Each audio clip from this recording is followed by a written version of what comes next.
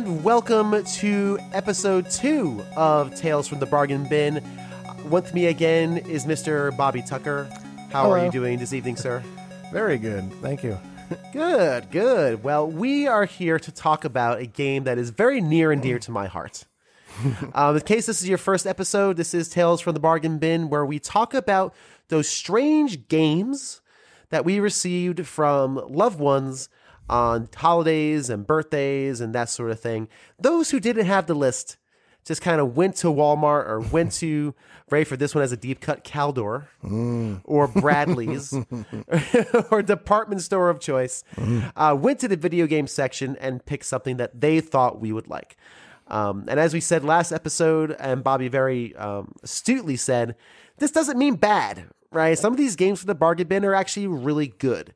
Last time we did Journey to Silius, and this week we are doing Marble Madness on the NES. Oh boy, this game. How fun is this game? People have a mixed reaction. Do you remember your first kind of run-in with it?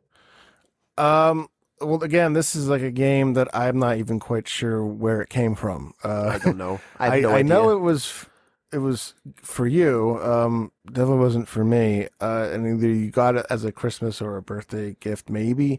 But I can't remember where exactly. It just appeared. Like it was always there. As long as I have memories of the Nintendo, it was like that, baseball, Mario 3, and then Marble Madness for whatever reason. Just it was always there for some reason. As a young, when I first started playing it, I was, wasn't good at it. Right. But it's a game that it's fun to get good at. Yeah. And the more you get good at it, the more you're rewarded by the physics of it. And for its time, I mean, the way it handled physics and everything like that is pretty astonishing when I think about it. It is. Yeah, especially considering it's where it came from. So the game we did previously, Journey to Silius, I usually have a wiki up just for the basic outlines. And Journey to Silius had like a paragraph here, a paragraph there. This is like 3 pages worth of information. Oh my. four actually page information here Wow. on Marble Madness. 5 full paragraphs on the development alone. So evidently Marble Madness was originally an arcade cabinet made in 1984. Good Lord. Yeah, I agreed.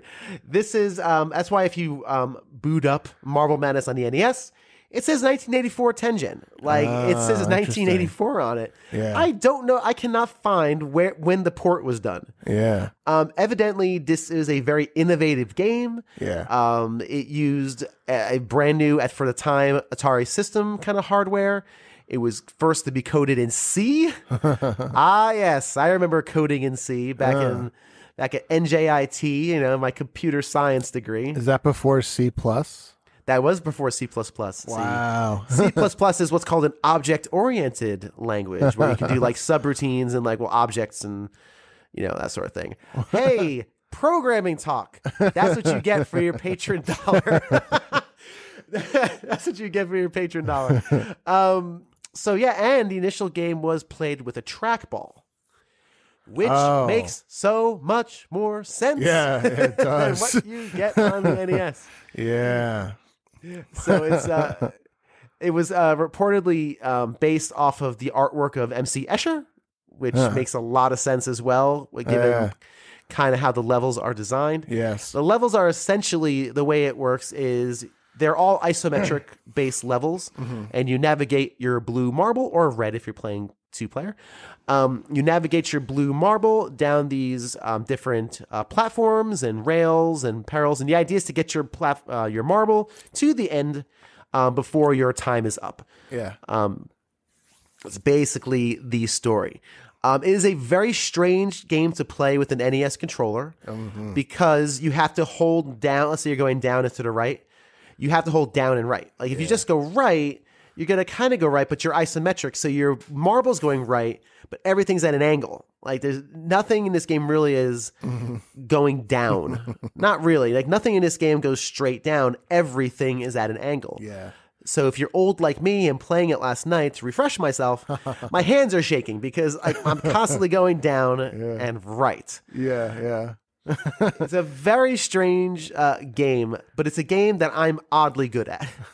Yeah, I got good at it as well. I think you were better at it than me, but I did start to nail it as I got a little older, and yeah, it's very rewarding to like blow through a level once you've nailed it. Yeah, it is very rewarding because, again, you have that sense of momentum. And momentum is the name of the game in Marble Madness. Yes. If you lose your momentum, you're doomed because now all the hazards are going to get you. Yes. The hazards include lots of creative ones. They really are, actually. Yes. You have black iron balls that attempt to knock you off the platforms. You have little slinky monsters that try to eat your ball. You have moving pits of acid that you can fall into. Oh. You have springboards and hammers that try to knock you off. Yeah, go ahead. Weird little tidbit about the acid. I'm pretty sure that marble makes a little scream when it goes down. It goes. I'm pretty sure that's a marble screaming. I just realized that now. Now, man, you're gonna have to maybe cut that in now. This one little marble screaming. You gotta just find put this it. in. I gotta find it. I gotta rip it from some YouTube video. You do also make a little yell when you fall off the main horse too, and you fall down went down a pit. Yeah. Yeah, you always make a little noise when you fall down. So that's the marble has a consciousness. I just didn't realize that until now. It's a very interesting. There's 6 levels in this game. If I'm not, there's 6 or 7. Oh, I don't remember now. I want to say 6. 6 or 7. The first one is a beginner where your time does not matter. I mean, you do have 60 seconds to get through it, but I mean, I don't know. If you just let the controller go and just let the marble do its thing, you would get through it. Give you an idea. It's a really good. Excuse me. It's a really good onboarding kind of level where you understand the controls, get your hands on it. And then the 2nd through 6 are really very strange, all with their different hazards.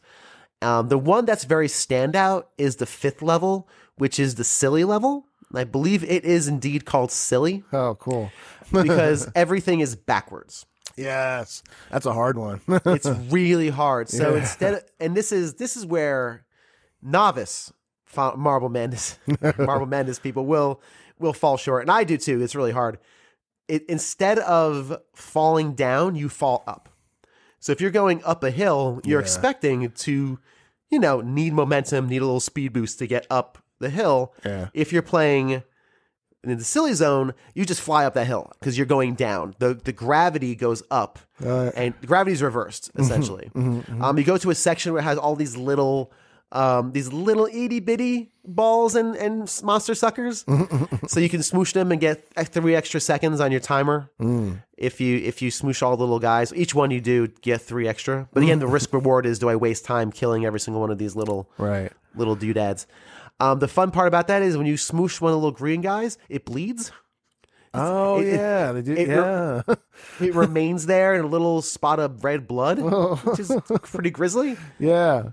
But there's a tricky part because again in this level, if you're going down if you're going down, you don't have enough speed to go down. You just get stuck, and you can't go down. So all you can really do is go back the way you came and try to get some momentum to go down, or fall off and see if you can get some momentum that way. It's a really, really tricky level. It just takes a lot of getting because it flips everything on its end. Yeah. And the control takes a lot of getting used to. I remember, and as a young gamer, like, you're used to like, when I play Mario, he goes where I tell him to go, and he jumps where I tell him to jump. But this takes a little getting used to with the physics. You do push back on the D-pad to slow down. Am I correct with that? Yep.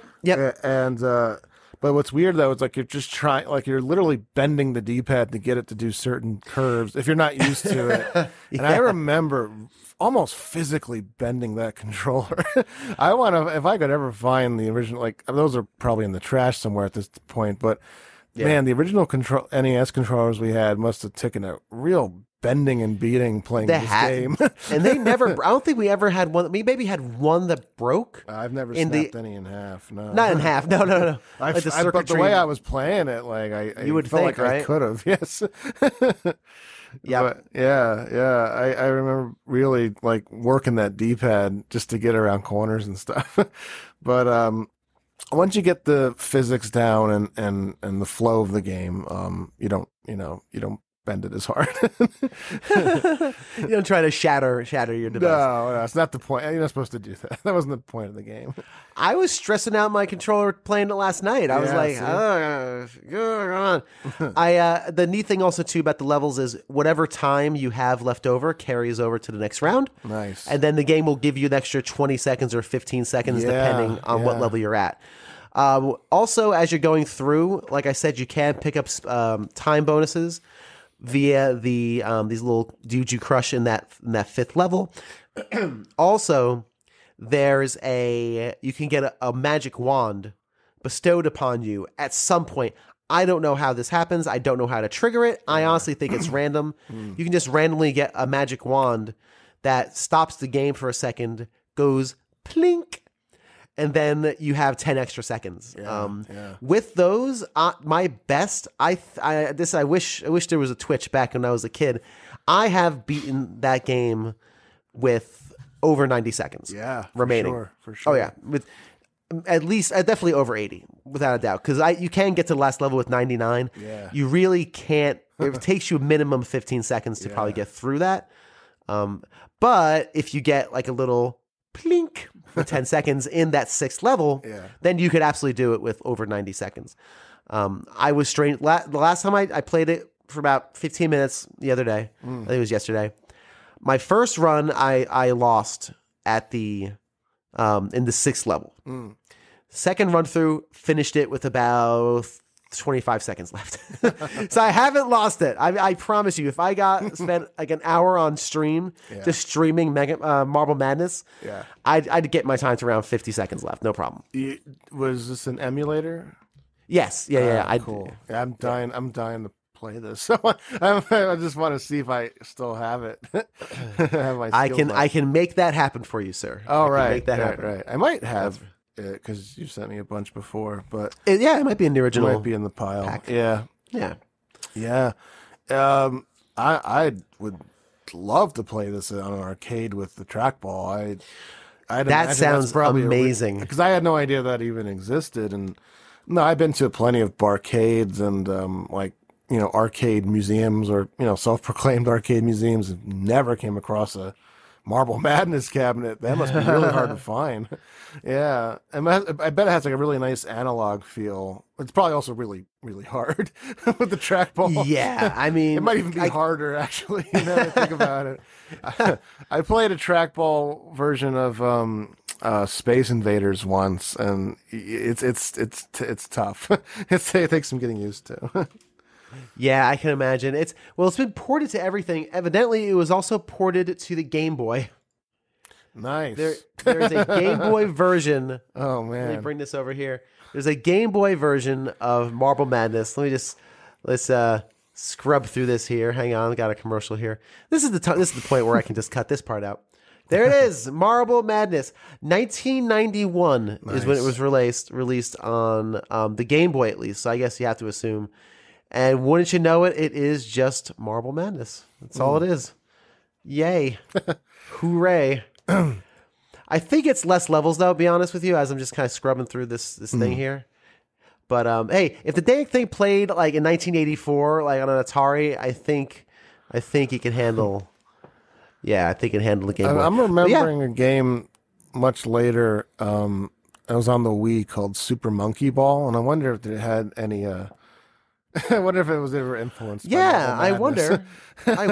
Well, the idea of moving an orb around is definitely something that's been around. Like you do it in Mario Galaxy. Yeah. That's a big mechanic. Yeah. So, indeed. But yeah, man. So Marble Madness, and also one other thing too, I noticed as I was kind of going through my quote unquote research, which again is playing this game for 15 minutes, is you can change your control scheme from 90 degree to 45 degree. Yes, which I never understood as a kid. Neither did I. I did it once. I think the idea is, and I can't get good data on this, so I'm not going to bother. But I feel like you hold a controller, obviously like an NES controller. I wonder if it implies you hold it at an angle and let the let the buttons be in that direction. Like, so you never have a down button. You only have a down right, a down left. Yeah. Maybe. I don't know. It was probably about the way like it curves, and if with the 45 degree, it could be like a different challenge. Maybe it makes it harder. I don't know. I'm not sure. I could have totally looked this up before this recording or tried it. I mean, I was playing it. I could have given it a shot, but Oh, that's all right. nah, it's all right. Another thing to note that I remember, which always stood out to me for whatever the very beginning title screen, it would say Milton Bradley presents Marble Madness on the NES version. And it always stood out to me because like Milton Bradley doesn't make video games. I never understood why it said that. And I still don't really understand it. The only thing I can think of is that Milton Bradley owns the copyright on marbles, like the name Marble. Because Milton Bradley had nothing to do with this, as far as I know. Like you said, Tengen and like Tiger Electronics were more involved. Like with the port, they don't right? even appear in the wiki. Like they don't even appear. Yeah. I just searched for Milton, and it's not any. I don't know. Like the makers of of course board games. Yeah, of course. They make board games. Yes. Like what board games does Milton Bradley make? I don't know, but a good a good portion of like board games Milton Bradley. I was going to bring that up. I don't know. I am assuming they may have ported it. Did Milton Bradley have a gaming? Milton Bradley's behind Life, Operation, Classic, Candyland, Stratego, Connect 4. Oh, Battleship. So they got some bangers. Yeah. My wife and I were playing Connect 4. Nice. This evening. It was very fun. Twister, Mousetrap, a game that no one actually played. We just play with the pieces. No one played Mousetrap. Come on. Yeah, exactly. Nobody played Mousetrap. They're ridiculous. My wife and I were playing. Actually, we got Will a bunch of board games Nice. for Christmas, and he received a few. Yeah. So some of those you discussed, Candyland and Connect 4. Operation, of course. Although he doesn't like it. He doesn't like the fact that it buzzes. It scares him. Yeah. I kind of freaked me out a little when I was younger. Yeah. I always thought I can get electrocuted by like the contacts. That would freak me out. Right. Or, well, the ones we had were probably, it was early, late 80s, early 90s Operation. Probably had like circuitry in it. If I sparked when you hit it. Our mother's 1960s version definitely did. That's right. I remember that. Did we try to play that, right? I think we tried. Yeah. Oh boy. Yeah. That was metal on metal electrodes. Yeah, that's right. That thing did spark on us. That's right. Yeah. Oh boy. Mousetrap was a good one. He got Guess Who, which he likes. Yeah. He likes Guess Who. He's pretty good at that. We're really into Trouble. Trouble's our jam. Yeah, we played Trouble when you were over for Christmas. We played Trouble, right? With the that's right. I think we did. That's right. We played we played Trouble. Did we turn him on to that from there? Yeah. Oh, nice. Yeah. We actually had to buy for him. He was really into it. Nice. He likes popping the dice in the middle. That's very satisfying. It's very simple to figure out. Like it's not a ton. Not a big learning curve on Trouble. He likes that one. I was looking at let's get into a board game conversation. Why not? What else we got to do? How much can you talk about a marble for going down? Well, another funny little thing is I'm watching some gameplay footage, and in the first level where you're just like getting the hang of the controls, like you said, there's like this sort of little castle structure in the middle. And for whatever reason, like a jerk, I would like get the marble up in between those towers and just get it stuck. And it would work. The game would just get stuck and the timer would run out. I don't know why I found that fun, but I always did that. There's also a 2-player mode before we continue on with Milton Bradley. The annoying thing about 2-player is if you can't catch up, you just keep losing. You just keep losing. Yeah. So what happens is let's say I'm the blue ball and you're the red one. As the blue ball goes down the track, if you're stuck at the top and the screen outpaces your ball, the game will respawn you in the middle of the track. But then you lose time if that happens. Right. It's like falling off a ledge. And you can just keep losing while your opponent just kind of cruises down the track and not play anything. Right. That is a thing that can happen in that game. So, Yeah. What were you gonna say there's a about lot- what were you gonna say about board games? Oh, man, I lost my train of thought. He likes Trouble is the one he really digs. We have Candyland, which that's like the first game you ever play. Twister we have as well. We have Twister. We have yet to play that. We also have this one game ready. It's like called Mickey Mouse. You probably saw this at Christmas. Mickey Mouse and the Magical Beanstalk. Right. I remember Yes. seeing that. This thing is complicated. Oh boy. That's like, it's ridiculously complicated. Like, I barely know how to play the thing, and I've read the instruction manual 5 times. You got to build this cardboard beanstalk, and then there's the giant at the top that you have to avoid. And you have to collect food for Dopey Happy Valley at the bottom, because clearly they don't have curbside pickup, so let's collect food for them. Clearly they... It's extremely complicated. We've never won, and the idea is you play as a team. Against the giant and against like the RNG of the spinner. Yeah. And we've yet to win. Our residents of Happy Valley are starving. It's not good. Oh, excuse me. Who makes Monopoly? Was that Parker Brothers? I'm pretty sure Monopoly. He watched us play Monopoly in Colorado. Hasbro. Okay. Hasbro. Yeah. Gotcha. So if you're curious on what games, what video games, Milton Bradley has under their. I just don't know why it says presents in the beginning title screen. I don't know either. And it always stood out to me as a kid. I'm like, oh, Milton Bradley, I like their stuff. And I was like, as a kid, like, well, why did they make a video game? Here we go. Okay, so here we go. So we have 1, 2, 3, 4, 5, 6, 7, 8. 12 games under the title of Milton Bradley. Nice. Abadox. I remember Abadox. I think it's like a space shooter of some sort. Yeah, it's like a side-scrolling shooter. Okay. Cabal. Okay. Which is a 1988 arcade shooter. California Games. Oh. I remember California Games. Yeah. They were big into ports. That was originally on the Commodore. That was on the Commodore 64. Game. Yeah, they must have liked themselves port. Oh, Captain Skyhawk. There you go. I know that game. Our cousin had that. Kevin and Kyle had Kevin. Oh yeah, nice. Captain Skyhawk's a good game. Yeah. All right. There's a game called Digger T Rock. Great for the NES. That looks awful. Let's just skip back to that. Jeopardy. For the Omni, 1983. I don't even know what the hell an Omni is. What is an Omni? Jeopardy? Jeopardy. Oh. Yeah, the system it's on is called the Omni. Oh, I don't know. No, I don't know anything anymore. Jordan versus Bird, 1-on-1. I guess they couldn't render the other characters, so I guess 1-on-1. Marble Madness, as we know. Yeah. Spitfire Attack for the 2600. Survival Run for the Atari 2600. Neither of them have wikis for them. You see, they're so esoteric. Time Lord for the NES, which looks like another side-scrolling action game no one played, and then World Games.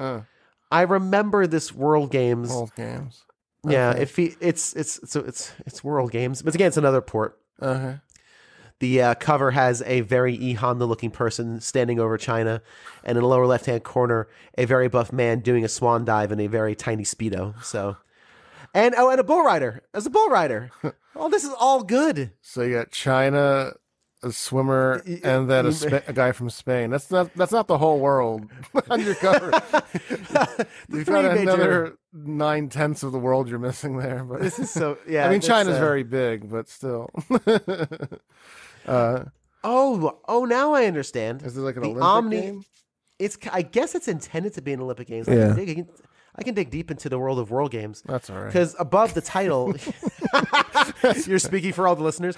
Above the title has like all the different flags of the world. Okay. So I'm assuming it is like an Olympics. Well, they also did California Games, a similar idea. Right. Yeah. They like games. It's fine. They Omni is the Omni Entertainment System, by the way. It is actually their video game system. Oh, Milton Bradley's system? Oh, my goodness. Milton Bradley had a video game system called the Omni. Huh. I am going to go on Twitter after this and poll all my retro game collector friends. Say, does anybody own an Omni entertainment system? From Milton Bradley. Wow. 1980. All right. System played primarily a trivia question games, hence Jeopardy, from 8-track tape cartridges. Wow, completely self-contained. Huh. Would you look at that? I'm going to look this up now. I'm going to go into this Omni rabbit hole here. And completely sidetracked. So you said Will watched you play Monopoly Yes. with Jamie? With Jamie and our family from Jamie's side of the family at our Colorado trip. Oh, you played it recently. Okay, yeah. Yes. Yep. He watched. He was fascinated, but he didn't know. And it's a complicated game. It's well, not. That game's too adult. It's way too. It gets too personal when you start taking the other player's property, and you kind of enjoy it. So my nephew was playing. I guess nephew, right? Is that right? Yeah. Mm-hmm. My nephew, he's 11. And he was playing it, and he knew what he was doing. Like they have clearly played this before with their mom, and I'm like, Nancy, here, my sister-in-law, like, I'm gonna make a trade with Radcliffe. You tell me if you think it's unfair, step in. I don't want to like steal this property from him. And she's like, no, let him make the decision. He's played it before, so all right. And I made a very shrewd deal, and and I kind of built him out of a space for a monopoly, and I gave him like a railroad, some cash. I was like, oh. Actually, I think I might have gotten some cash so I could start building my properties right away. It wasn't a bad deal. I didn't bilk them completely, but it was in my favor. I love Monopoly. I do too. I really do. I get a kick out of it, and just give me Baltic Avenue and those first early dumpy properties that any poor man can build a hotel on. If someone else has got the other one, you can lowball them for it. And if they don't know any better, everyone's going to be landing on that. Everyone's landing on it. That and the light blues that are further up that line. If you can get that line with properties, you've won. I mean, that's really it. I mean, yeah. Anyway, that's exactly what I was aiming for. Until we never finished the game, unfortunately, because everyone got sick. But that's another story altogether. Yes, very, very good. Well, we went down quite the rabbit hole. Yeah, with Marble Madness. I always wonder how are we going to do this? How are we going to extend a game with 6 levels that you roll a ball downhill and extend that to a half an hour? But I think we've been successful. I think we're almost up on time. So Bobby, I'm going to leave it to you. Are we putting it back in the bin, or are we taking it home? Taking it home for sure. Yes. Yeah. And this also fits into that small little category of games that I can play while listening to something else. We didn't get much into the soundtrack, but the game has a really neat tone with weird music and some sound effects that are pretty unique. Yeah, it's true. Yeah, it's kind of almost a little creepy, but it's good. I like it. But once you get past that, it's a great game to get good at. And once you accept the challenge, you will play it again and again. And it's perfect to play while listening to a podcast or some other music. That's that small list of games that I like, like to listen to other things while playing video games. Awesome, man. And I'm also going to take that one home. I love this game. This is a game I'll pop on once every 6 months. Absolutely. And just see if I still got it. Yeah. This old Bill still got his 40-year-old thumb still up to the task. And after about 15 minutes, it's like, not bad for an old timer here. So everything Bobby said is spot on. It's got a cool graphical style. The gameplay is fun and addicting. It's got a strange control scheme, but it's got a strange control scheme, but kind of once you figure it out, you can really excel at it. And it's just a boatload of fun. And as we finish up, Marble Madness right now, as I kind of peruse the listings, is going for about $30. Actually, I found this one here. It's tested for $7. Nice. For $8. So anywhere from $8 to about $30 to $390. This is the Marble Madness Nintendo NES game. Excellent condition. It comes with like all the manuals and the boxes and the warranty cards. Wow. I tell you. But for $30, it seems like you'd be able to snag a copy of Marble Madness. If you're a game collector and you want something fun to play on the weekend, just to kind of sink in for a couple hours, I would totally recommend plunking down some cash for it, for sure. Thank you very much for checking out Tales from the Bargain Bin. If you're listening to this program, you're a patron. So thank you. Really appreciate it. And you can play this game while listening to this show. How meta would that be? Huh, see? Come on. I have your weekend planned out for you, so don't even worry about it. Otherwise, please check out my main show. And again, if you're a patron, you already do that. A Gamer Looks at 40. And if you haven't left a rating or review on Apple Podcasts or wherever you listen to your favorite podcasts, please do so. It really helps the show grow, get in the eyes of the algorithms, and make the robots take notice, because it's all about making the robots take notice. Thanks again for listening, and have a great day.